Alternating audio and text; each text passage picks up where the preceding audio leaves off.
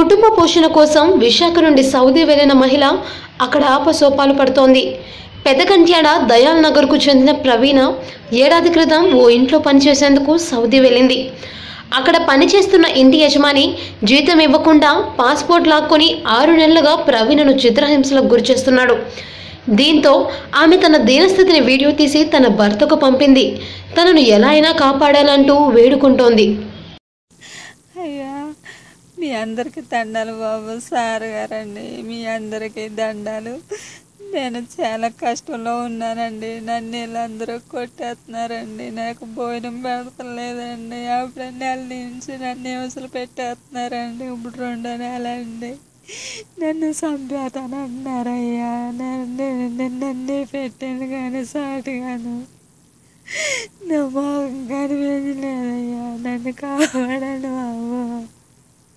మళ్ళీ వాళ్ళతో నన్ను కొట్టేస్తారండి. నన్ను కాపాడండి అయ్యా.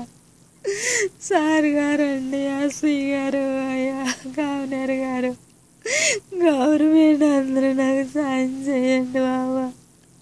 నా బిడ్డల దగ్గరికి చేర్చండి.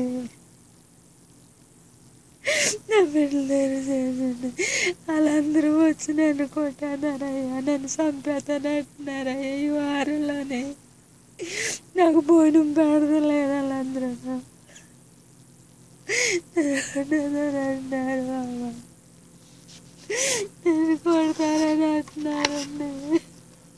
నా చేతిలో ఫోన్ ఉంది కానీ సిమ్ లేదయ్యా. మీ అందరికీ నన్ను ఆలోచనలు కొట్టారండి. నన్ను చంపేతారంటారయ్యా. నేను చంపేతారంటున్నారు బాబా. నేను సౌదీ అరేబియాలో ఉన్నానయ్యా. ఆ ఇల్లు ఉన్నాను బాబా. నేను ఆ ఇల్లు ఉన్నాను.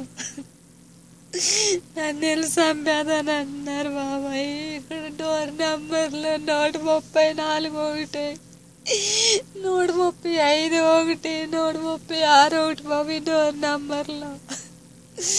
నన్ను కాపాడండి అయ్యా. నన్ను కాపాడండి బాబా. అయ్యా ఇల్లుని నన్ను చంపేదని అంటున్నారు. 6 నెలలు నిన్ను చంపేతామన్నారయ్యా. వాళ్ళు చెప్పుకుంటూ విన్నాను బాబా. నన్ను చంపేతారని.